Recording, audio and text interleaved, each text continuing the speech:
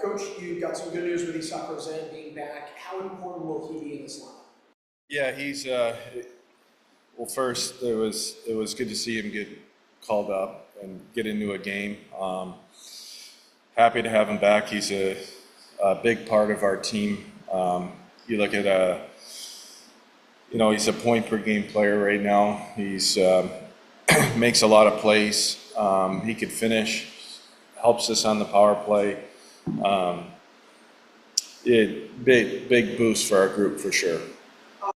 Talk to you about Tyson Kozak and how this has been a big step forward for him this year. Brendan Warren is another one. Like, he has as many points as he did last year, and he's played 20-some fewer games. What has he been doing right? Yeah, I can't say enough about that line. Dunner, Slags, and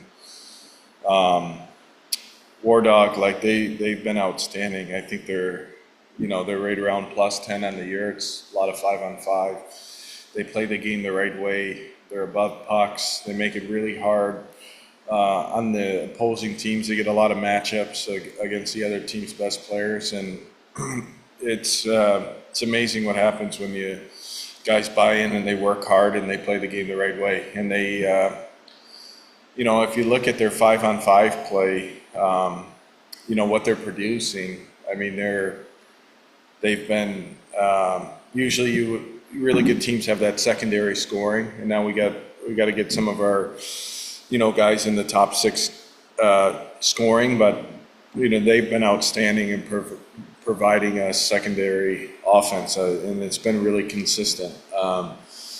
They possess pucks in the O zone. They play a game where there's no time and space for the other team because they all can skate.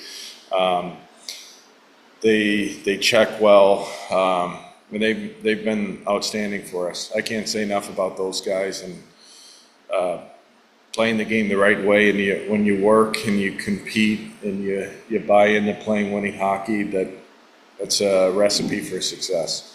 You just answered it right there. But when you look at guys like Kozak and Warren and Slager, they're not rookies. They've been playing for several seasons. Is the system you implement a byproduct of their success? I don't know if I wouldn't. You see the reward compete so much. Yeah, I just think there's a certain way you have to play the game. My job is to develop hockey players to hopefully get them to the highest level. And I think when you get up there, like a player like Tyson Kozak, when his time's going to come one day, I truly believe that. He's going to play. And when he gets called up, or whenever that is down the road, how is he going to have to play to make an impact at that level? He's not going to be asked to go make plays off the line rush. He's going to be asked to be physical, compete, and work. And I think that's at all with all of our players, even our young guys that have a lot of skill. I think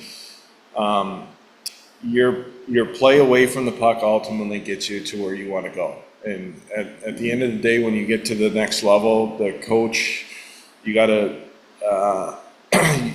be where the coach is confident enough to put you out there in certain situations. And I look at Yuri Kulik is a great example. He gets called up. He's really good defensively playing center. He was 8 for 10 on faceoffs, and then Lindy puts him out in overtime. You get rewarded because of his play. And then he gets rewarded in overtime with a point. His impact on the game you can have an impact on the game if you're not getting points. And sure, you allow players to play with their skill, and there are certain guys that when they're on the rush, they make exceptional plays. But it's the no matter who you are, when you get to the highest level, you got to compete and you got to be willing to do it, play the game a certain way. Here's the other thing, like, you're a first-year head coach here, but developing players and stuff, I mean, that's not new. Like, I would imagine in Green Bay, you're talking to guys who have D1 commits or draft picks that need to play to the right identity. Yeah, like the biggest thing for me is like we've had our 2 years in Green Bay, and when I was there, if you look at the kids that we've had that are now playing college hockey, they've all have had big time success. And that's the biggest thing that you want to have as a coach, that you get a call back from their college coach that he plays the game the right way, he's competitive, and he's a winning hockey player. I think that's really important. It's, when I took the job, I have a certain belief system of what needs to be held accountable for players to be successful. And I'm not saying I don't want guys to play with skill, but you got to play the game the right way to ultimately get rewarded. And I give you an example. There's a player I had in Green Bay, Charlie Russell. Skill,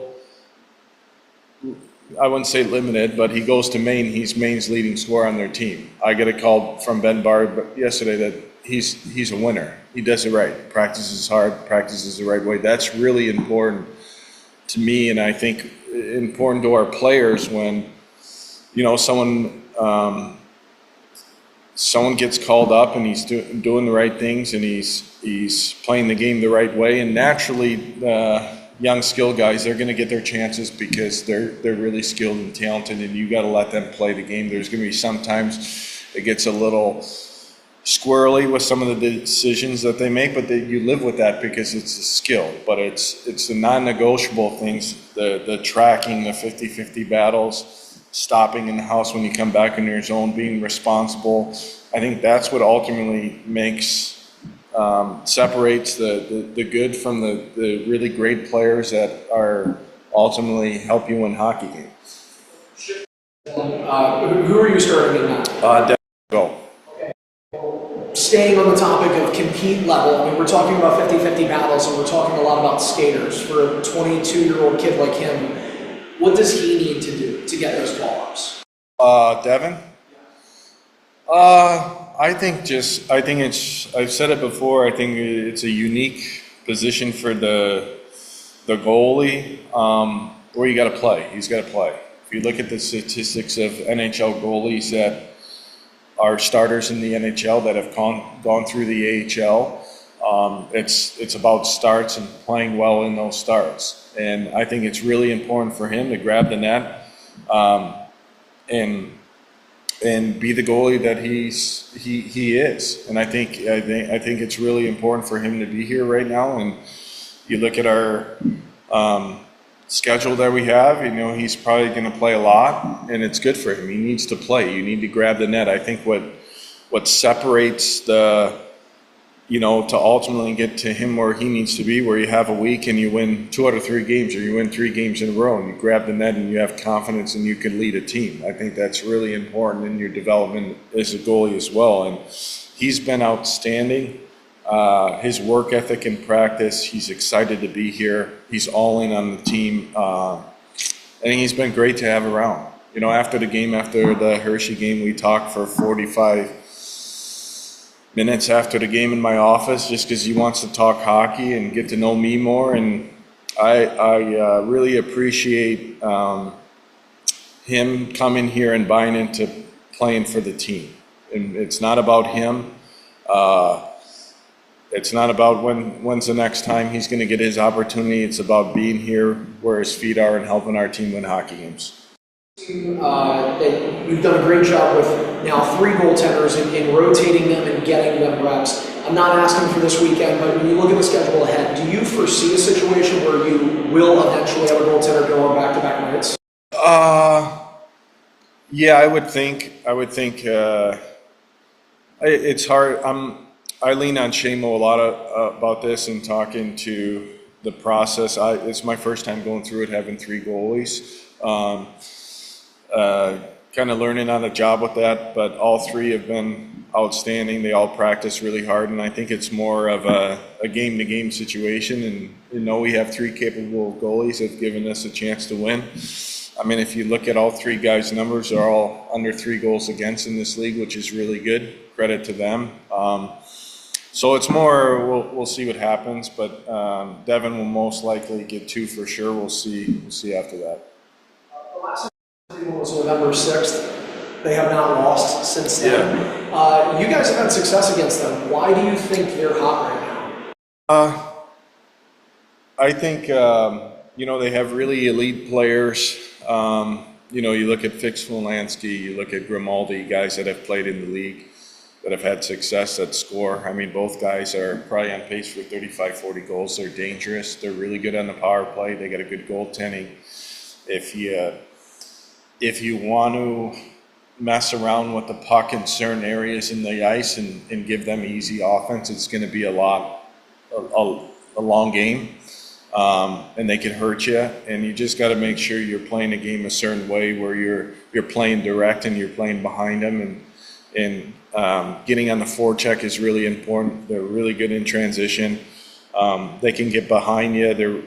They're really good at anticipating plays when the puck is in question and they feel they can get the puck and they're going on offense to create numerical advantage where it can put you in a tough spot. So I think we've had success because we've played, we've been above, we stayed on top, and we made it really hard on them, and we've done a really good job pressuring. A lot of their plays come from out of their D zone and in transition, and it's anytime you play a team like that, you want to make sure the pressure's there, and I don't want us to sit back. If we sit back, that's not a recipe for success against this team.